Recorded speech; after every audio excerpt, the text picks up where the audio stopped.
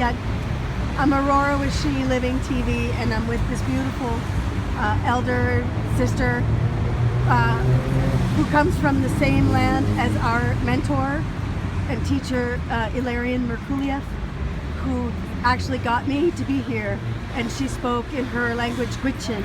And I would love to just ask you to please tell us your name, who you are, whatever you'd like to say is. I'm Faith Gemmill Fredson. I'm Nits Gwich'in, Pit River and Wintu, and I'm from Arctic Village, Alaska. We call it Gwich'in in my language, and it means steep bank by the creek. We're located in northeast Alaska above the Arctic Circle. And we are here in Paris as the Gwich'in delegation. There are a few of us here to speak up for Alaska and the impacts that Alaska natives see now with climate, this crisis we are in. We are in climate crisis. And Indigenous peoples in Alaska, we see the impacts of climate change all the time. We are hit first, hit hardest by climate impacts, and we are ground zero. The land that we walk upon is literally melting beneath us. And in our cold environment, our home is actually burning up now in the summer times, where whole communities have to be emergency evacuated now. And it's something that we've never seen before. We have whole communities that are living on the coast that are being swallowed up by the ocean because the loss of sea ice causes more severe storms and more coastal erosion, and these communities are facing forced relocation now, and no one is being accountable to those communities, not the oil companies, not the decision makers, not policy makers. No one is assisting these communities, and they are going to be climate refugees. Today at Gwich'in, there was a sister from the Maldives who spoke up, and she said what we're dealing with is actually climate genocide, and we cannot allow any more lives to be lost. And that is the truth. That's the reality. That's what's happening in Alaska.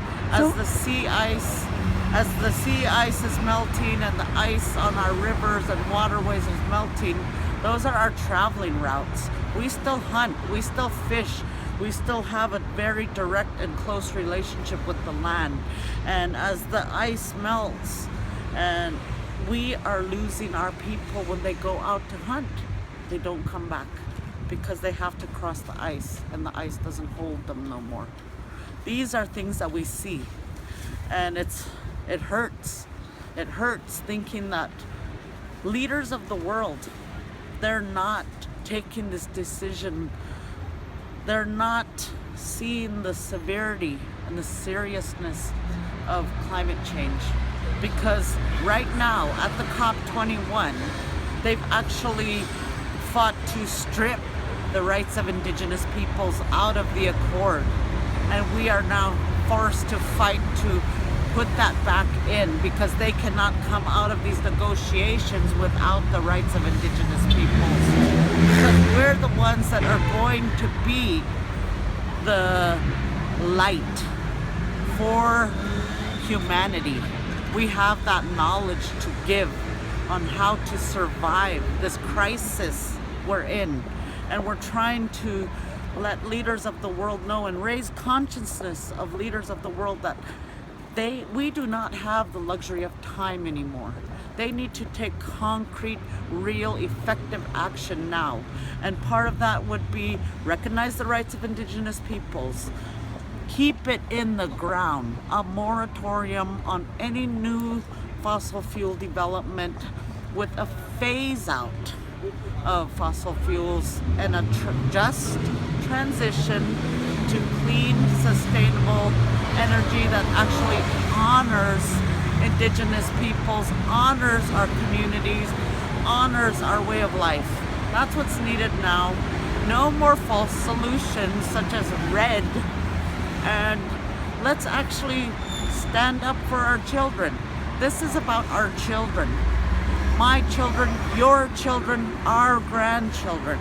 What kind of world are we going to leave them? We have to be able to look them in the eye and say, I did everything I could for you. And that's why we're here in Paris, as Indigenous women, standing up for our environment, defending our territories, and just raising our voices to global leaders. It's time now. You need to act now. That's right. That's it. Thank you so much. And you mentioned the last 5% of the living coastline in Alaska. Please tell me a little about that. In Alaska, there is a place called the Arctic National Wildlife Refuge. And this place is the last 5% of America's only Arctic coast that's still protected. 95% of Alaska's northern coast is open to oil and gas development. And the oil companies, every single major oil company in the world is eyeing and trying to access this area. And we, the Gwich'in Nation, we have been defending this place for over 30 years because our elders told us that we have to defend this place for humanity. And they said, go out there, tell our story, do it in a good way, and we're going to be successful. But when we go out there and tell our story, tell them that we're not just standing here for ourselves. We're standing here for all humanity.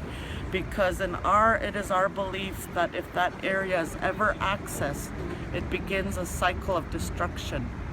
And so we're standing for the world when we protect these places, these last places. And that place is a birthing ground. It's a nesting area for 135 species of migratory birds that fly from all around the world to nest their young. It's the most important on-land denning habitat for polar bears who are critically impacted by climate change right now. That place needs to be there for those polar bears to continue to give birth to their young. And what's the name again? Arctic National Wildlife Refuge. In our language we say Gwich'in, the sacred place where life begins. And it's also the primary birthplace and nursery for the Porcupine Caribou herd. There's 180,000 caribou that go there every spring, and they give birth to 45,000 plus young right there on the coastal plain. And that is not a place for oil companies. That is not a place to extract energy. That is a place that is sacred, and it must be intact. These types of places we must stand for and protect. Yes. And so that's part of my message here is my people, we're calling on the United States because they're going to make the decision. It's going to take an act of Congress to allow oil development there or to permanently protect it. And we're calling on Congress and the President to permanently protect the Arctic National Wildlife Refuge. And because if that place is sacrificed, it tells us the state of humanity, that nothing is sacred anymore. That's right.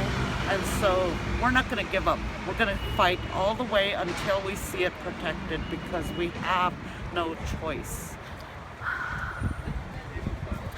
Well, I can feel the love from you, even though we're speaking, with some intensity and there's some anger, but it's coming from a deep, deep love, the biggest heart.